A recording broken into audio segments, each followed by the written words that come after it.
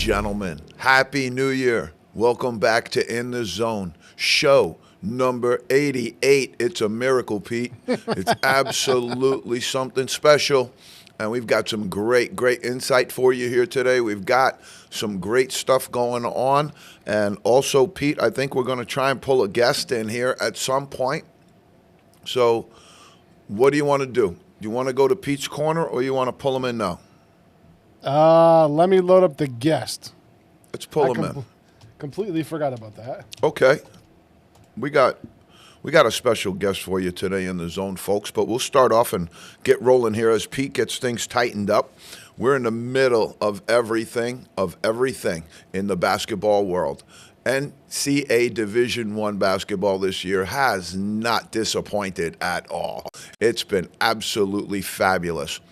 Part of the NIL that we talked about on our show is also bringing you better games right now. The NIL is bringing you better games because television people are now funneling the money to the schools, and now they have greater say. We liken this to when Notre Dame plays tonight. We liken this to their football program. Okay, that's what's the model that's occurring right now. But it's also had a lot of people have complained about it, myself included. It's a wild, wild west show right now that needs some adherence and needs some compliance for sure. Maybe some contracts even now with the amount of money that's being thrown around. I'm going to talk about a little bit about that in the show. But there is just so much going on in NCAA Division I right now that everybody. And there's a lot of people out there doing this right now. Anybody who's trying to put together a top 25 in this environment is really, really being challenged to test their skills and to test their apparatus as well. Because a lot of these gentlemen out there, or a lot of these people out there, are very, very algorithmically driven in their data and everything else they're looking at. And when it shows, it really shows because they're not able to make on-the-spot decisions that are basketball decisions by saying, man, Houston dropped 3 games early on in the season. There's no way they can be considered in the top 5, but their algorithm hasn't adjusted for that. Their algorithm hasn't drawn anything close to that. So while we're on it, let's just jump I'm ready for the guest if you're ready for me. Let's jump right into it, Pete. Today, special guest, Bob Baretta, Director of Athletics from St. Bonaventure University, baby. We're 13-1, baby. The Bonnies are hot. Bonnet territory traveling everywhere. Bob, welcome to In the Zone. We're absolutely super pumped to have you today. Honored to be with you guys. I appreciate the opportunity to talk a little Bonnies basketball and Bonnies in general. Of course. We've had 7 guests so far. Okay, we've had Woj, we've had Coach Schmidt, we've had Chris LaPlaca, we've had Kenny Anderson, Adonal Foyle, Chris Caputo, my former captain and now the head coach at GW. So we've got great A-10 stuff going on in here, and we're going to have an absolute blast today. I want to start off the show with just a little bit of excitement. Tell everybody what the Riley Center sounded like the other day on Saturday when Melvin Council drove the lane. Unbelievable draw play. What a draw play that was by Coach Schmidt. What a great play that was. As a basketball coach, I'm sitting there going, wow, that's something awesome. But just what did it sound like when that ball went in the basket, Bob? Well, Coach, Coach Schmidt, they say that he's got more plays than Broadway, and he's got a bunch. He's got a bunch in his pocket for that last game-winning stretch with 15 seconds left and the ball in the hand. And there was no doubt that Melvin Council was going to be the person to make the decision whether to be able to beat his man off the bounce or if he was going to look and try to kick it out after penetrating. But it was awesome. We don't have our students back, and obviously that is a whole different layer of craziness when you come to a basketball game at the RC.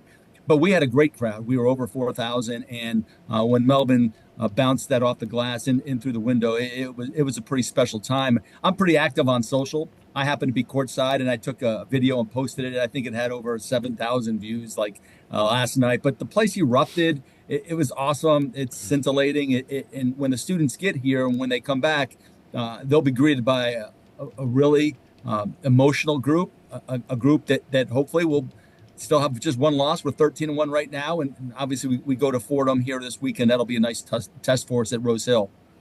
Awesome. Let's go back to the beginning, though, because we like to start with family. We like to start at the beginning when we bring every guest on. Newburgh, New York.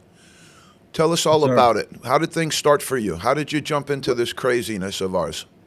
Yeah, Coach. Well, I grew up and as a young kid, like I'm a testament to what basketball can do from an admission standpoint. Because I remember being really young and watching. Maybe you can relate to this, right? The TVS game of the week that used to be on, right? There wasn't the proliferation of sports stations, and we'd get maybe a game on a weekend. And I remember originating from the Riley Center and watching so many Bonnie's basketball games as a young kid.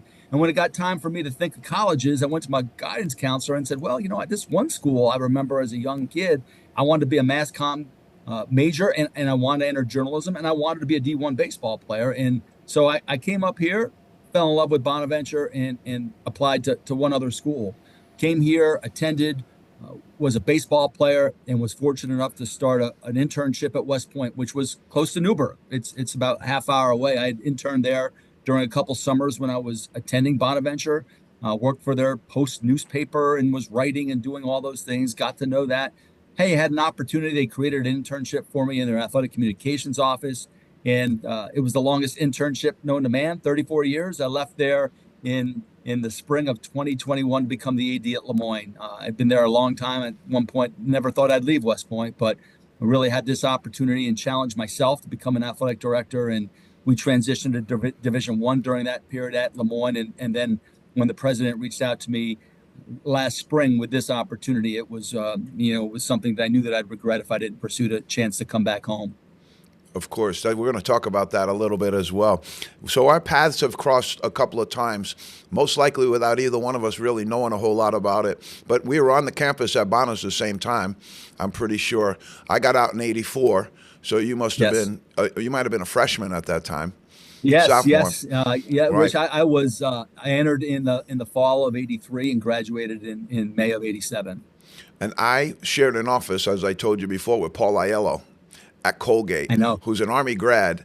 And I remember being him and our desks were adjoined, in this tiny little office we had at Colgate. But I remember him and you having some great conversations back in the day. And he thought a tremendous amount of you as an individual. He's the kind of guy, if you're in Aiello's corner and he thinks you're a good guy, you're probably a pretty good guy, because he's got that New York spider sense tingling at all times. And if you get under his radar, you've done pretty well. So talk about West Point a little bit. That's where everything started to form for you. Talk about your experiences there and what it meant to you. Well, it meant everything for me, Rich. I mean, St. Bonaventure transformed me socially and academically, certainly. And I grew up, but I cut my teeth, and beyond that, at West Point, it transformed me professionally. I went through several layers in my career, as from an intern to becoming the sports information director, and then taking on more and more responsibilities beginning in 2000, and then reaching really the number 2 person in that department. I was blessed. I had so many opportunities. I worked very closely with men's basketball for many, many years, but I was also very close with the football program. I had the chance to work all those negotiations with TV deals and bowl contracts and oversight of the Army-Navy game and site selection of just on and on and on. It was a wonderful experience. It taught me so many life lessons, but so many leadership lessons. And, West Point, arguably the world's leading leadership institution, and it formed me. It formed me professionally,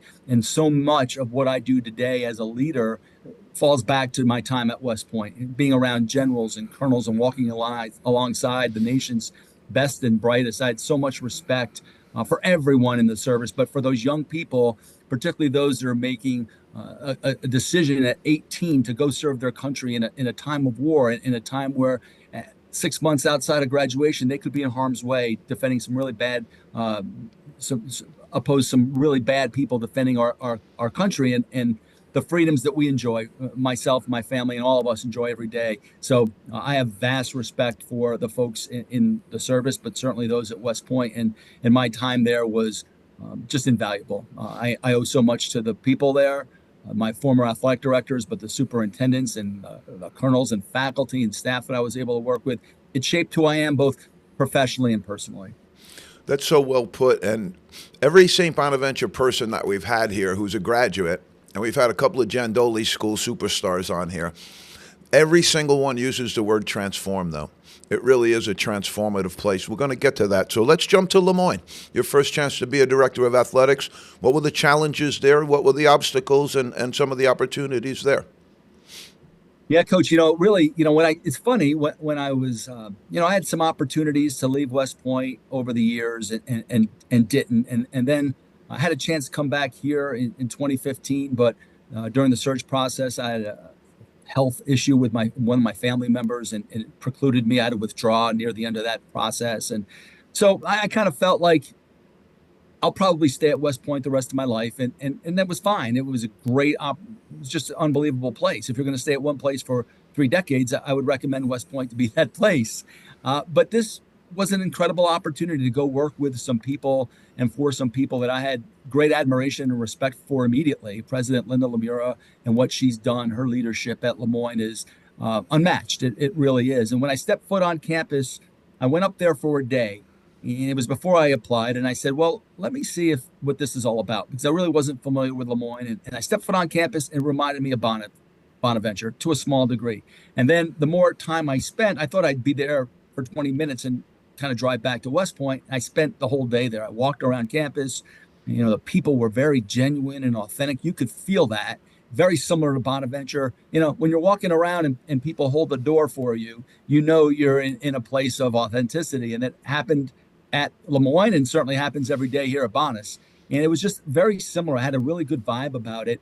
We went there, and certainly there was a lot of consideration during my interview process. There was some unrest with our alignment. Even at that point in time, the president, the board chair, some others talked to me about, hey, we want to take a look at where we are from a conference alignment standpoint, from a divisional alignment standpoint. We really think that maybe we should be Division III.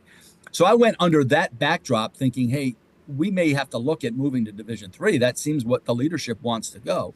So once Oklahoma and Texas announced in July of 2021 that they were going to join the SEC, I notified our president, said, hey, this is going to spark some realignment. We need to be in position here so that we have our ducks in a row if there's an opportunity. And we dove in, we looked at it, we started some committees, we did some internal investigation. Quickly, we realized Division III was not the route. In fact, I went to them and said, it's not the route. It's Division I. It's not Division II. And so we formed a committee. We met 32 times during the course of the summer. The president, the provost, stakeholders from across campus, leadership, faculty. We tried to digest this. As you know, the Jesuits, they really we at the time really like to be introspective in our decisions and have this reflection. And we did that deeply. And this discernment process, and it led to us deciding to transition to Division I. And I believe it was for all the right reasons. It was we really felt that Division II was in a difficult spot. I felt like we were going to lose relevancy from an athletic standpoint, but I really felt, more importantly, I felt like we could grow the impact of our college, grow our backyard at the Division I level. Like Lemoyne draws really well from Central New York, but I felt like we could do so much more if we expanded our footprint of the college down in the New York City market, into a market where we knew the enrollment cliff was coming. We needed to expand that backyard. And now, by going in the NEC, and we joined the NEC, we had 30 to 35 competitions in that market every single year now with all. So now we have a name. We kind of planted a flag in New York City and expanded the profile of the institution, which I thought was really important. I didn't want to sound disingenuous. I knew what it could mean for Lemoyne's athletic department, but I really felt like, just seeing the Lemoyne name on the ticker of ESPN on a January night with a score, and then for those folks to really buy in and then understand what I was talking about was possible. I said, listen, we're going to be able to play Georgetown and Villanova and Notre Dame and Syracuse. And a lot of folks didn't think that was possible. And here we are 2 years into the transition, and Lemoyne's men's basketball team has played against every one of those schools. I think that people will look back historically, retrospectively, in that situation and thank you tremendously for your forethought and your courage there, because you can see Hartford over here who's Division I, went down to Division III, made the decision to go to Division III, and it hasn't been pretty, hasn't been great. And so I'm looking at Moine right now, and Division II it's tough. Division II has got, it's got its got drawbacks, and Division III, is, everybody looks at it as if it's some nirvana, and it's the same thing. It's the same thing. It's just you don't have the support. So moving Moine to Division I has absolutely changed the profile of that school, and probably good reason that you were a prime candidate to return home.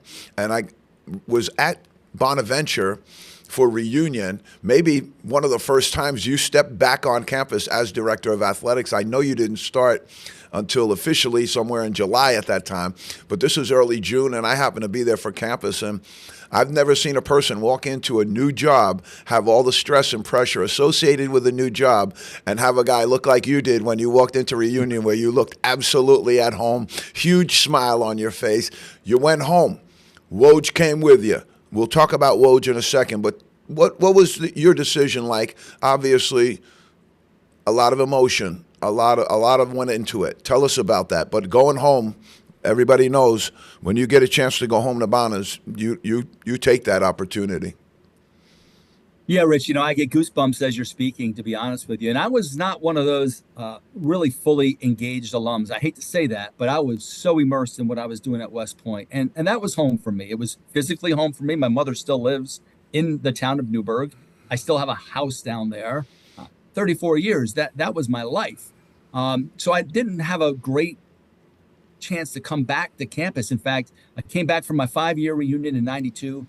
And then I came back for an award ceremony 3 years ago now. And that was the first time I had stepped foot on campus in almost 30 years. And it wasn't other than just grinding, just head down, working West Point. I was working all 365, that kind of deal, 8 months a year, 7 days a week during that period of time. I just didn't get a chance to come back. But when I came back 2 years ago, it moved me in a way that I didn't expect, Rich. It moved me viscerally. And in fact, my daughter, she's in the family business. She works in the athletic communications office at Penn State, and go Nittany Lions. She's really excited about where they are football wise. And she's working with a women's basketball program and football. But she came back with myself and my wife, Jen, who's also a grad. We started dating here and have been together ever since. It just moved me, and she noticed it in me. She said, "Dad, I can't, you just seem so different."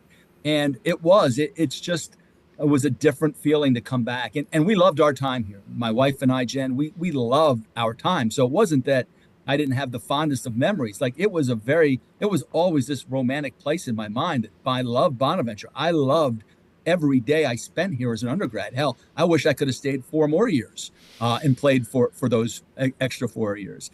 So coming back 2 years ago really got me thinking that if I have a chance to come back, I'll regret it if I don't pursue that. It's a transformational institution, and it's something especially beautiful to be in part of part of the transformation that you're involved in. You're the straw that stirs the drink almost. You're the guy who gets the experience for the students going, and that place has just got that whole thing. But I'm a team builder, Bob. I believe in building teams and having good people around you. But, oh, my God, you knocked it out of the park, man. We got Woj, baby. That might be the biggest signing in St. Bonaventure history since Bob Lanier. How did that go down? Tell all the people how we got the NBA guru to go home as well. What going home means to all of us, it's something special. Yeah, it really is, Rich. And I'm blessed. I'm blessed to have the opportunity to come back. And as you mentioned, staff is so important. And I love our staff here, our executive team, our senior staff. I just love our people, the passion with which they attack their job every day. I just adore them for it. But when the job opened, you'll find this interesting. It was the night of our women's NIT game, our first year in Division I, and our Moine women's basketball team last year played for a championship, lost in the championship game to Sacred Heart, and we accepted a WNIT bid. And I was walking into Taps Gallagher Center, up the Gallagher Center at Niagara, and my phone started ringing, and it was Woj. And Woj was telling me kind of what was happening down here. Of course, my head's down. I'm laser focused on what we're doing at Moine. And he kind of told me that, hey, there's a chance that Joe may leave, and we got to get you back. We got to have you coming back. And so that's kind of how I knew about it. He was really integral in the process in recruiting me to come back, because I was not looking to leave Lemoyne. I felt terrible when I did leave, and the fact that we were in the, going into the second year of our reclass and being in the middle of that and really pushing our school forward. I felt like I don't like not seeing things that I start through an end, but he recruited me hard to come back, and the president reached out, and it made a lot of sense for me to take this opportunity. And it's funny, we were, I would say, engaged. So Woj and I have known each other for 35 years. We've known each other, not Bonaventure, we didn't overlap, but we had many common friends, but one in particular, Mike Vaccaro, who connected us. Mike actually worked for me here while I was at Bonus on the sports information staff. Wow. And we stayed close over the years. And then I got to know Woj, ironically enough, when I was SID at West Point. Woj came over to do a story on one of our players, Steve Reich, a baseball player who would eventually pass away, was killed in action. Wow. And then Woj was with ESPN at that time and came back and did another story. So we stayed close over the years. And then when this opportunity arose, I actually wanted to hire Woj to do some freelance writing for us at West Point on a project that we were working on, because everyone knows him as a newsbreaker, but he's an incredible writer. Just he and Vac are fabulous. I would try to style my writings after Vac and Woj. They were the best ever, in my opinion. And so he recruited me, and then I was able to accept this position, and we continued to talk. Being very involved, obviously, with Team Unfurled at the time, with the men's basketball program. And so one day, after I accepted the position, after reunion weekend, we were talking. He called me. I think it was a Sunday night. It was right around the NBA Finals. The draft was coming up, and he said, "Bob, we had been talking about this GM position that hadn't been committed to, but I know there had been discussions during the spring about creating this position." And so Woj and I were talking about what that could look like. And then, like I said, out of the blue on a Sunday night, he called me and said, "Hey, I think I'd be really interested in that position. What do you think? You think I'd fit in that position? You might think I'm crazy." And I said, "Woj, well, I don't think you're crazy. Like, there's no better candidate. Now, your financial advisor and Amy, your wife, they might think you're crazy. But for me, I think you're hired if you're interested in this." So he said, "Let's float it by Coach Schmidt, see what he thinks." And I said to Woj, "Listen, you're in this incredible, stressful period right now. NBA Finals, you got the draft, the trades coming. I mean, you're just constantly under the gun. When it does slow down, take some time, think about it. Let's regroup in August and see what you think after you had some time to recharge your batteries." Well, I didn't have to wait till August, Rich, because Woj kept calling me, and every time he started talking to me about the position, about what it could be, about how he could fit, he was more excited than he was the previous call. He didn't wait until August. So I knew that he wanted in. When I ran it by Coach Schmidt, all in. I ran it by our president, Dr. Gingrich, all in, completely. Our board chair, Michael Hickey, 100%. So then we just needed to kind of let things play out from a timing perspective for Woj, when it worked best for him with ESPN and getting through some of the technical parts that we all have to deal with in our lives. And it just made sense that in September we were able to make the announcement and bring Woj home. So he recruited me to come back. I like to say I recruited him to come back, but Bonus recruited him to come back. But I thought that was beautiful. A pretty good hire in my first hire. I thought maybe, it might be time to throw down. That's a mic drop moment, Rich. I could have walked away and said, It's not bad. I can't do any better than that. It's not bad. I got a Donald Foyle to come to Colgate with us when I was an assistant coach there, and I always say that wasn't bad, not bad. I watched all those teams with Tucker Neal and the Donald Foyle, and I was at West Point traveling with men's basketball, saw Carousel Court when there was 25 people in the gym, and then what you did bringing a Donald and Tucker there, you talk about transformative. You couldn't get a seat in those games when we would come up after they were both there. And we couldn't get any wins either, by the way. It was fun. It was fun. So let's You just had it take going. one step back here, okay? Mike Hickey was my roommate. Oh, geez. Ed Evans. Incredible. Had no idea. Ed Evans, who joined the board also recently, was Yes. in our circle there.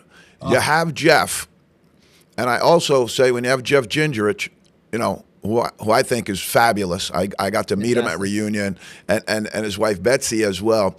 You got quite the leadership team right there now. And then we're knocking with you, and now we have Woj. I mean, things have been very, very positive there very, very recently. I coached Joe Manhertz at Colgate. Manhertz was a football player at Colgate who came and walked over with us on the basketball end as well. And so this whole big circle of everything here, I love it when we get to shoot the Bonners talk. Talk to me about, let's just go through this and give me a couple of quick assessments on these things that are going on around us right now. We talk about quite a bit on the show. The portal. Yeah, the portal. I think so many of these things, Rich, were positive developments for student athletes. The problem was they all coalesced. They all happened at once without secondary thoughts for secondary or tertiary impacts and without guardrails. And I think that's where we ran into a lot of different problems. The transfer portal colliding with NIL, colliding with this crazy time where we're trying to extend the rights of student athletes, which I'm a huge proponent. I'm a former student athlete, as you, and these are positive things, but we put them in place without any consideration with the secondary and tertiary impact. And we're seeing that every day. Now look what the transfer portal has done to postseason football in the college Pete level. and I talk about it all the time. Okay, NIL, go. Yeah, again, I'm a huge supporter of NIL when done appropriately. And we do it right here at St. Bonaventure. We make sure that our young men are being leaders in the community in exchange and doing things to make an impact in exchange for any NIL support, any relationships that they have. But again, when done right, great life lessons for young men. When done wrong, pay for play, quid pro quo, not what this is meant to be. Coach Schmidt. The best. He's a savant. I think I posted something, a photo of him sitting. I was courtside for the Siena game, brought the bench out. He's out drawing up X's and O's. And I think I tweeted out something that savant at work. Mark Schmidt is a savant. He really is. He really is. And as a coach, I sit there and I got to go to Bonners for the GW Bonner game last year where Chris Caputo was a former player of mine. He's now a head coach at GW. I know Coach Schmidt a long time. And just to sit there, I was courtside watching the two of them go at it in this Division I unbelievable environment. And he just really, really is a savant. I mean, the way that he gets the team to understand what he wants with the pace that he can get it to go at. That's what I say to my team all the time. It's one thing I've taken from Mark, and I say to my team all the time. Pace. We've got to be able to run our stuff at pace, level. And when you watch his teams, I go, how do they remember all this stuff? How do they know where to be all the time? And the team is so well coached and so well versed. We also have Congressman Neal out here, everybody's favorite congressman out here. And so Sean, great addition to the staff, to replace Steve Curran. Everything's pointed in the right direction there. What does the future look like, Bob? Well, I think it's so bright, Rich. It really is. There's tremendous momentum. We just announced our vision for a brand new athletic performance center, which will be about a $15 million project. Strength and conditioning, nutrition center, student athlete lounge, athletic director's suite with a balcony overlooking the athletic complex. Also a track and field complex, which will provide us another turf field. Also help enhance our current existing outdoor facility from a seating and press box standpoint. We have a major renovation going on to our baseball stadium. It'll start in March and wrap up hopefully in the summer. And our men's basketball locker room will be renovated here starting as soon as the season's over. Hopefully not until late April, but we have that in the works. A lot of momentum here. Obviously, Woj changed the trajectory, but the leadership of President Gingrich, his vision, being able to put people in place, whether it's our admissions VP, who's done an incredible job when schools right now are bleeding admissions and we're setting records. That tells you the type of person we have in that position. But it's an all-in situation. You need the entire campus to buy in to gain this type of momentum from admission standpoint to enrollment to athletics to the success, the vision of facilities. And I think we have incredible alignment right now. That's unbelievable. Coach, we're going to let you run. We know you got a million things to do as the AD, and I'm going to pray that I get down Saturday to Fordham. I'm going to do my best. I'm going to hopefully make it down there. But I want to wish you and all of the rest of the Bonnies Happy New Year. And thanks for giving us all this great stuff to be excited about right now. We love the university no matter what happens, but when we get something to be excited about, everybody rallies, everybody comes together, and that's what brings us together. It's our focal point, and we just love it. And as I say to students all the time that are right now seniors and juniors, and you're looking for your college choice, you're looking at two gentlemen right now that we can tell you point blank, this university transformed our lives. This university changed our lives for the better. Take a look at St. Bonaventure. Coach Baretta, join us again soon, and we'll see you on the way. Welcome to In the Rich, Zone. Happy New Year. You as well. With you. I hope to see you down at the Bronx. I'll be there, and of course, go Bonnies. I'm going to do my best. Thank you Pete, so much. Thank you. Pete, another unbelievable guest interview. Awesome interview. Bob Baretta, Director of Athletics at St. Bonaventure. It's palpable, Pete. You can feel the Bonnies. You said it last week. The Bonnies are back. And when we're back, boy, do we love it. We enjoy it. Now we got 30 minutes, Pete, to cut through the rest of everything we got. So let's go to Pete's Corner and let's kick it there. All right. In the NBA, how can teams effectively balance analytics and the intangibles of basketball? That's really where the whole thing is at, Pete. Right. That question right there just crosses the divide of where everything is at in basketball right now. You have so many people. One of the things that we do as coaches, I think, a little bit too much is we look for easy answers. We look for somebody else to do it, and then we follow along. When you're talking about Mark Schmidt, Danny Hurley, myself, we're more into the creative side of it, where we like to do our own thing. But there's a lot of people who just go with the flow in basketball, and whatever the flow is right now, Euro style in the NBA is the flow. That's kind of how they go with it. But it's really a great question because it hits at a lot of different things and a lot of different areas. Right now, I think you're seeing things in flux so much that it's just hard to really pin anything down. Right now, everything's moving so quickly. But another great question, Pete. All right, if they figure that one out in the NBA, how would you adapt your player development, your player development system to increase the emphasis on perimeter shooting, because that seems to be the way the league's going? That's another great question. You can fight it if you want. I've been thinking about these ones. These ones Right. are I took some time watching some games. So. You can fight it if you want, but it's a landslide. It's an avalanche of going that way into the European style. The players like it. It's easier on the body for them. They're not involved in as much altercation around the basket. So that's a great question. How do you improve somebody's skill level? And shooting is one of the areas that you could improve, and it's one of the things that I look at and I say, these gentlemen all are millionaires. You could hire shooting coaches. You can hire. Tell me you're in the gym shooting 2,000 a day, is what I want you to tell me. Sure. And then, well, that's what the whole thing is for them. Yeah. I'll tell you what does happen at North Carolina. At North Carolina, everybody who goes into the pros gets to go back in the summer when they hold camp, and all the managers rebound for them, and they shoot 2,000 shots a day. Wow. Those are guys that are in the pros. So there's one skill you can really, really improve as you move through life, and that's the skill of shooting.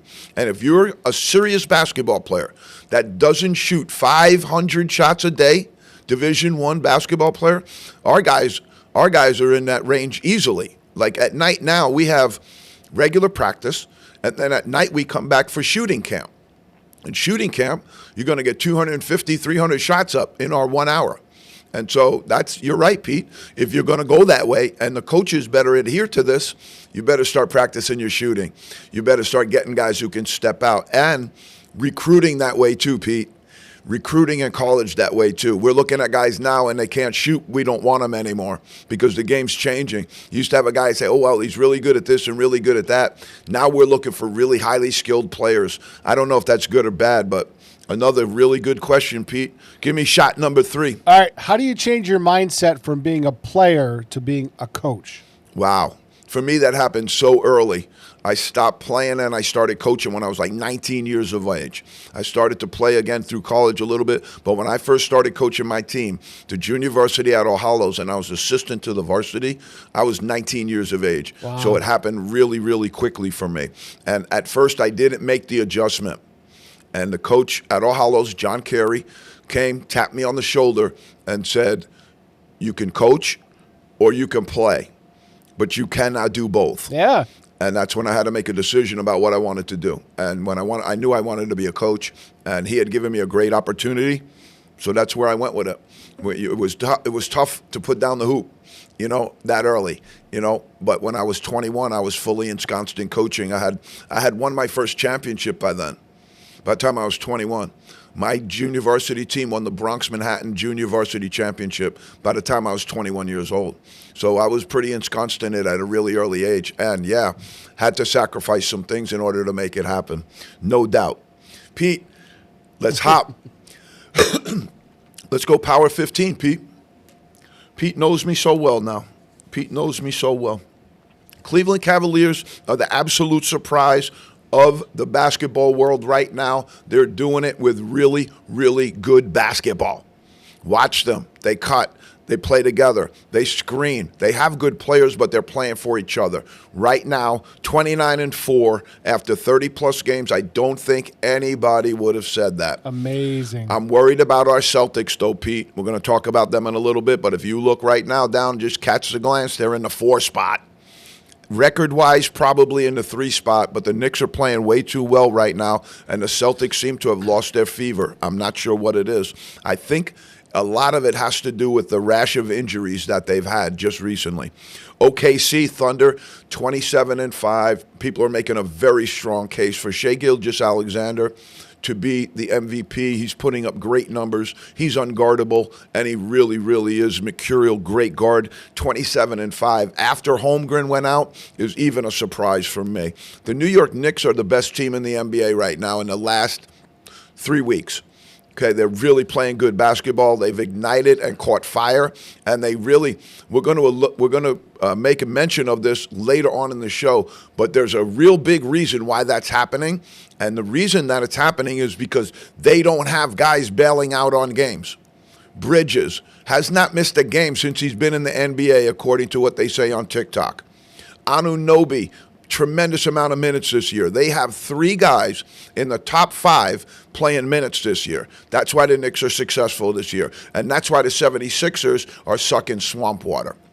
Okay, you got the Boston Celtics, 24-9. Pete, I'm going to give you a little perspective. They had not lost this many home games. They've lost 6 home games right now. They had not lost that many home games all last year. Ooh.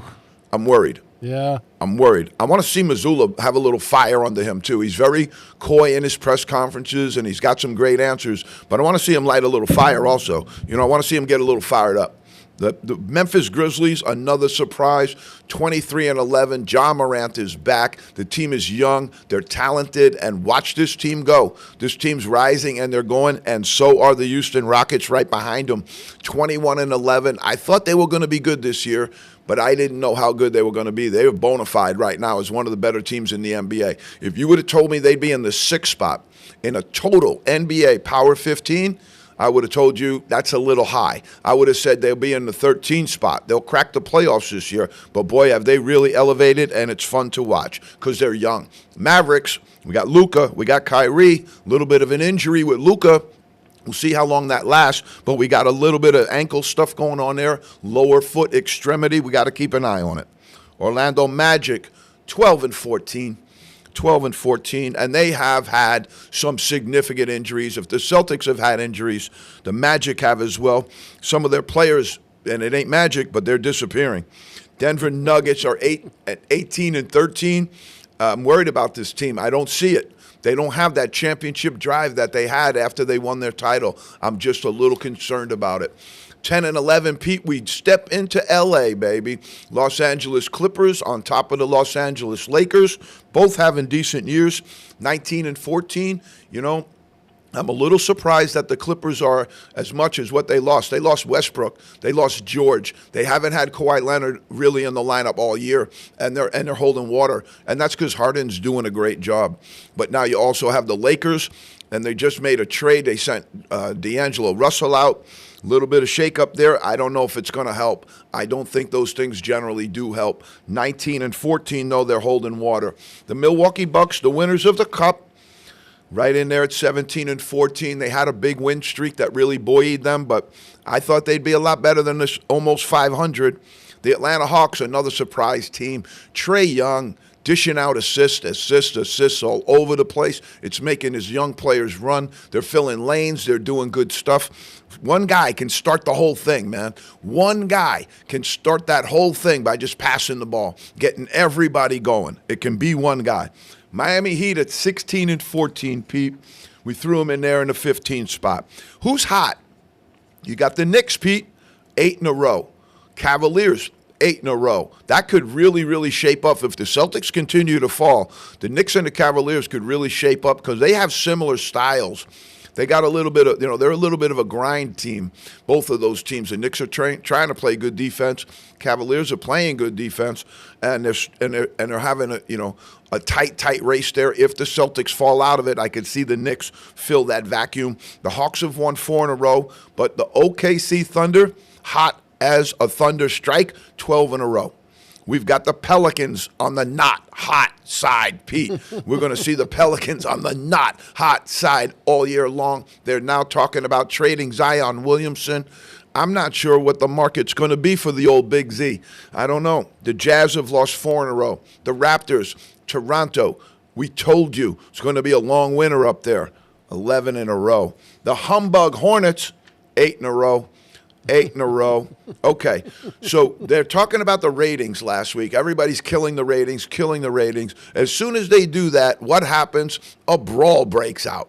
They have a huge fight trying to turn this into WWE. They got Amen Thompson. He throws Tyler Herro to the floor. Bench is clear. We got WWNBA in the NBA. We got Dirty Draymond pulling people to the ground. Hey, when everybody's looking at one thing, distract them and make them look at something else. Hey, look over here. Our ratings don't suck. We're turning it to wrestling. Celtics are in a mash unit, Pete. You got KP, Porzingis missed 19. You got Tatum's missed 3. You got Holiday missed 4. Brown's missed 5. The Al Horford thing, in and out has really hurt them as well. They are 5-5 in their last 10. Unheard of by Celtic standards. That's called an epidemic right there. It really is. It's 3 or 4 to the Bulls, the Magic, and the 76ers. Ooh.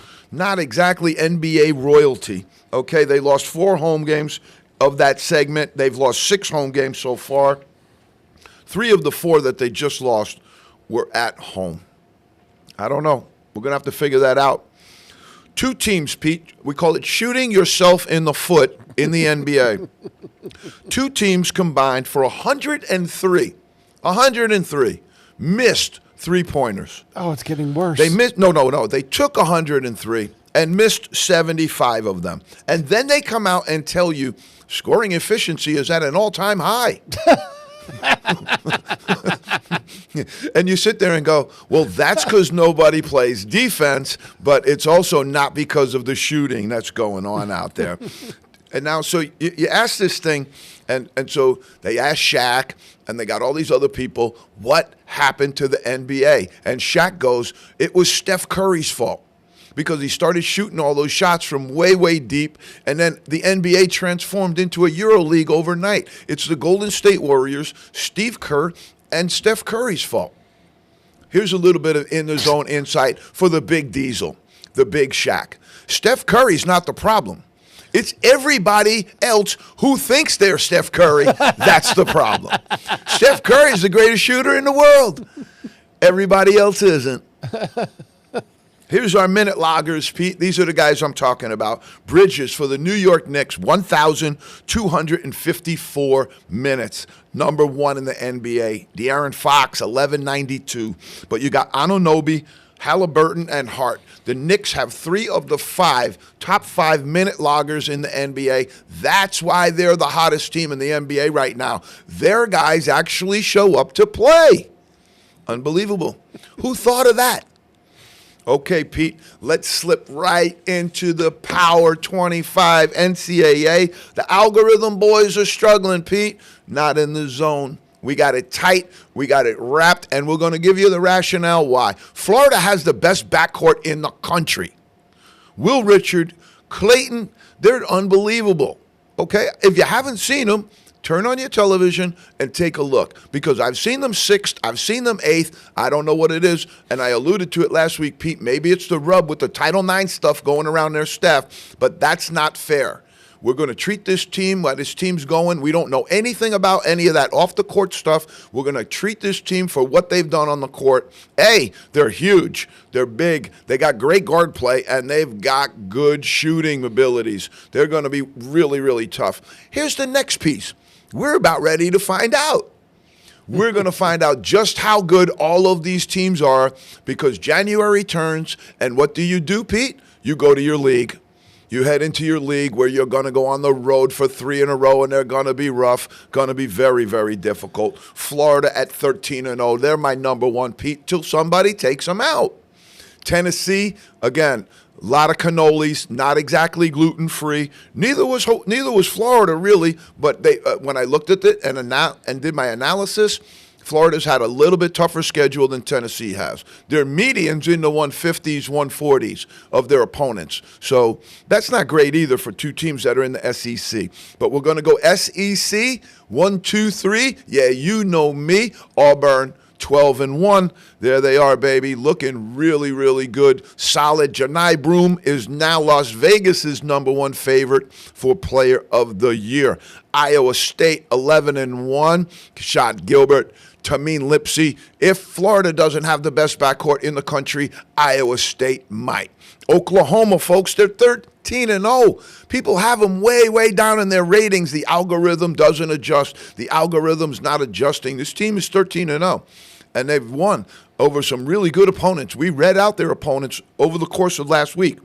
I don't know what's going on there. I don't know why the algorithm doesn't love them, but I'm talking about, like, they're way, way out of it, Pete, in the algorithm world. Way, way out of it. They were in the 40s the last time I looked. That's crazy. Oregon, 12-1, very good team. Their only losses to UCLA, and UCLA is pretty good. And now you got Mississippi State. This is one of my surprise teams, Pete. A lot of people haven't seen them. They are wildly athletic. They cover a lot of the floor, and they can pass, shoot, and handle all of them. They've got good skill level there. Alabama, 11-2. Duke right next to them. These are the teams that everybody thought was going to be 1 and 2. And I think eventually they're going to start to climb because they're both playing good basketball. The ACC is down. So Alabama's going to walk into a really, really lit up SEC, and Duke's going to walk into a dog ACC. I hate to say it, but the ACC has reached levels it has never seen. They have 12 teams currently. 6 of them right now have been ruled out of NCAA play. Wow. 6 of the ACC bottom 6 right now are considered no longer in contention for NCAA at-large bid. You got another 6 layered right on top of that, so you got 12 of your 18 that are almost assured right now coming into January not to get invited to the ground ball, the big dance. That's why Charlie Baker's out there scheming, Pete. That's why Charlie Baker and all his minions are out there scheming to try and open this thing up. Because right now, once these teams get through their league, you're going to see them fall. Okay, you got Marquette, 12-2. Cam Jones, possible Player of the Year candidate. The Player of the Year candidate in college basketball right now is very fluid. Keep an eye on it. It's very fluid. Okay, you got the Dukies, you got Marquette. UCLA, they're back. Mick Cronin out there, they're back. They're in the Big Ten now. So they're going to get a real, real good schedule test, but they got a good team. They're playing well. I think the NIL money out there probably moves pretty good. I would imagine it moves pretty fluid out there in L.A. Texas A&M, 11-2. One of the reasons that I was surprised that Musselman left Arkansas and went out to USC, because I would imagine Arkansas got a boatload of chicken money, got a boatload of NIL money down there that they got to throw around. But you go out to L.A., it's a whole nother thing. But I was a little surprised that Musselman made that jump from Arkansas out to the West Coast. But if you look at the league that Arkansas is in right now, you can see why he might have jumped. Texas A&M, 11-2. We got him in the 12 spot. Wade Taylor's really coming on and playing good basketball right now. And I like Buzz Williams as a coach. Texas, this team's been surprising. 13th right now. Nobody has them in there. But you got to keep an eye on this team because they've got a very, very good freshman on their team. But also, they lost the first game of the year. And now they've come out and only lost one other game. They're 11-1 in that stretch. Georgia, another one, algorithmically challenged, but we like them. We like them. Coach White, they got Asa Newell. They're 12-1, folks, and they're in the SEC. Like I said, we're about ready to learn today, though. We're about ready to find out if they're for real because they're going into the SEC, and oh, my God, that's boom, boom, boom. Michigan State, this team right now is surprising me. Izzo's a genius. Izzo's a great coach. He's turned his team around. They might win the Big Ten. I saw him the other day. They're playing Izzo basketball right now. And the kid Fears they have as a freshman is unbelievable, the level of basketball that he's playing right now. Maryland, my guy D. Queen, I got him right up on my draft board, Pete. This kid's got game, and I love Julian Reese as well. The guard Gillespie they have is very good. And Coach Willard's a solid coach. Did his time at Seton Hall, moving up to Maryland. That's a difficult job because Maryland moved to the Big Ten, and Maryland was always in the ACC, known as one of the powerhouses of the ACC. When they slid out to the Big Ten, it might have helped their football program, but I think it challenged their basketball program tremendously. Pittsburgh, this is the team that I think is going to win the ACC. I think Duke's got some great pieces, but I think they're one injury away from really having some problems. And I think Pittsburgh's got depth, a little bit more loaded. Had Bub Carrington stayed, this team you'd be talking about as a top 10 team. Connecticut, I'm putting them back in, Pete, based on your research last week, based upon Pete's corner. The question Pete asked me, are they back? And it sure looks like it. It sure looks like it. They're moving and grooving. And I think Hurley's a bit of a genius. 11-3, that ain't going to hurt him moving into Big East play. I moved Houston back in here, 9-3. They've been so quiet lately, though. They just haven't had a lot of games that you can put up there and say. They had a rash of games, and they had this real big break, and now they seem to be getting back to it, but they're ready to head into league as well. Arkansas, 11-2. They got the boogie going on in Arkansas right now. Boogie Fland had a great game the other night. John Calipari's team, actually, I saw them, Pete, in a defensive stance. I saw it. Wow. They played good defense. They were getting after it. Let's see if it sustains. Yeah, right. But if it does, they could be good because they got a lot of talent on that team. Yep. Vanderbilt, 12-1. This is why you make a coaching change. Okay? Jerry Stackhouse, North Carolina great. Hadn't really coached a whole lot. He was a G League coach. They moved him up and gave him the Vanderbilt job. The people that are hiring for these jobs have no idea about the constraints, no idea about the challenges that are associated with these big-time jobs. Stackhouse goes out, they're sucking swamp water. In comes Mark Byington from James Madison, who had a tremendous run last year, and Vanderbilt's 12-1. Utah State, 13-1. Drake, 12-1, took it on the chin the other night. I didn't get a chance to bounce him out. They took it on the chin, bad loss. Probably next week we're going to bounce Drake out of there. And now we got, in the 24 spot, we got Drake. In the 25 spot, Pete, we held him there. But what an amazing win over VCU Rams to start off A-10 season in the Riley Center. Melvin Council breaks it down. 3 seconds left on the clock. 5, 4, 3, boom, off the glass it goes. The Riley Center explodes. Mark Schmidt adds another signature win. But I got the Bonnies right in there, Pete. And I'll tell you what, when we put it together next week, we're going to see them rise, I believe. I think we're going to see them rise. I think they'll handle Fordham down at Fordham, and I think you're going to see them rise because there's some other stuff going on in the A-10 that's going to be bump and grind. Okay, Pete. I got a little bit of a football story for you that rides into the NIL story, okay? This came from Outkick, all right? Every starting quarterback in the SEC for football right now makes more money than Brock Purdy of the 49ers. And he's in his 3rd year of the NFL. Holy cow. No wonder they want to stay in school longer. All right, Pete, I sent you a dirty dozen. Can we throw that up quick?